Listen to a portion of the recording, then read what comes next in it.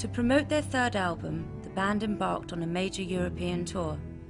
When they reached Munich, Peter was greeted by some unexpected fans. Certainly John McVie would fully blame an event in Germany where Peter took some more drugs and for sure never really came back from that, to our recollection, and John is to this day absolutely furious with these people. We call them the German jet set, and they captured Peter completely and pulled him away. We got to Munich airport. All of a sudden these people showed up. I don't know if it was 2 or 3, but I remember the 2 of them specifically. A very beautiful girl, I mean, like model actress looking, dressed in this black velvet, and whoa, and this guy next to her, and he looked like a John Lennon. He had his wire-rimmed glasses and a cape, and they met Pete right there. It looked like it had been arranged somehow, and it was kind of unspoken. I thought, well, maybe Mick and them know something about these people. They didn't acknowledge any of the rest of us. They were very rude. The reality was that Peter was already set to leave Fleetwood Mac, pretty much. But my God, this was like the final nail in the coffin, which of course we related to as a band. So they came to the gig, kind of like they looked at the rest of the band in disdain. And I don't know if it was musically, they didn't think we were quite in the zone enough or whatever it was. They're very intellectual types, you know. They said, oh, there's a party we've been invited to at the this big, huge mansion place in the forest. We went out to this sort of mansion, pseudo, you know, big old weird house. And so we're driving into there, and finally we come to this place. And it was a kind of hippie commune sort of thing, with weird stuff going on in all the rooms.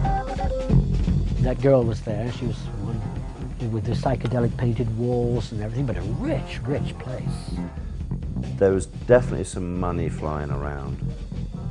They were like German aristocracy-ish. Arrived there, I got out of the van. Dennis Keane comes walking up to me, he's shaking in his boots. And he was stoned too. He comes up to me and he goes, it's so weird out there. Don't go down there, Jerry. Don't go down there. Pete is weirding out big time. The vibes are just horrible, you know. I didn't realise what was going on until I tried to talk to someone and didn't realise they were German. And I was on this trip and I didn't understand what was going on. Then I see Pete in this studio type playing this guitar with all these, you know, it was like mayhem in there. You know. Pete was laughing and, you know, he thought it was great. Dennis Keane, I have some recollection of him being somewhat trying to be the responsible sort of road manager guy. It's like, come on, it's time to go. But in truth, they started sort of getting to us as well. And then as like anything else, it wears off, and if you're not, if you can wear off with it, then you know what's going on, you're aware of it. And that's immediately I said, well, we got to get out of here. He was practically in tears. I tried to kind of, you know, reassure him, look, you know, God is in control, he can keep, you know, I did my best, you know. But it was really weird. And the music coming up from below, down there, it was bad news. So I really was, you know, can't play with no one listening, or enjoy myself, or whatever it was. I got the sound, of interesting sound, curious sound. They definitely knew who they wanted to be with, you know, and nurture, and they had a music thing going on there, and Peter was the man. And I believe they were some sort of cult. That is what they do. They get you in and they strip you of your identity, of your belongings, of your money, and it helps them to become more powerful. And the reason I say that is because they very likely were just starting up, and Peter Green was a prime man who's making millions. And he did give off this religious look, Peter. So Pete says, so what do you think of my playing then? You know, and I said, Pete, shit. It sounded like out of the pits. But he said, well, okay, that's what you think. He said, that's the most spiritual music I've ever played in my life. I had a good play there. It was great. I recorded that.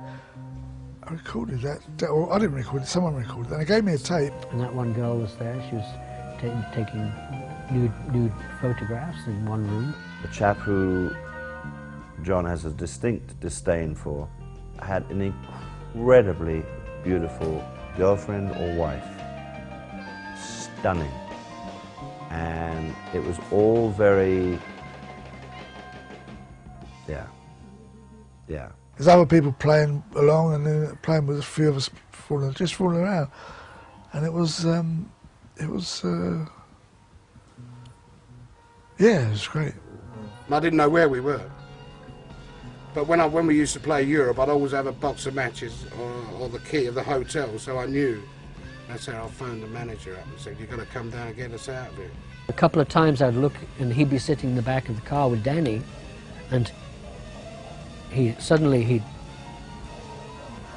like this, and Danny would do it, and he would be on the other side, but it's like this, together.